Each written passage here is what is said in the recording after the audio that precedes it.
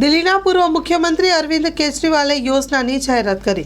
દિલ્હીના પૂર્વ મુખ્યમંત્રી અને આમ આદમી પાર્ટીના અધ્યક્ષ અરવિંદ કેજરીવાલે દિલ્હીવાસીઓ માટે વધુ એક યોજનાની જાહેરાત કરી છે।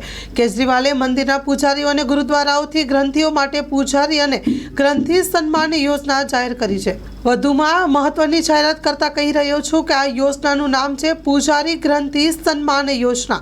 મંદિરોના પૂજારીઓ અને ગુરુદ્વારાઓના ગ્રંથિઓને સન્માન આપવાની જોગવાઈ હેઠળ દર મહિને ₹18,000 સહાય પેટે આપવામાં આવશે। દેશના પ્રથમ વખત પૂજારી વર્ગ માટે નાણાકીય સહાય યોજના જાહેર કરાઈ છે। પેઢી દર પેઢી કર્મકાંડ કરતા પૂજારીઓ અને તેમના પરિવાર પ્રત્યે આપણે ક્યારેય ધ્યાન આપ્યું નથી।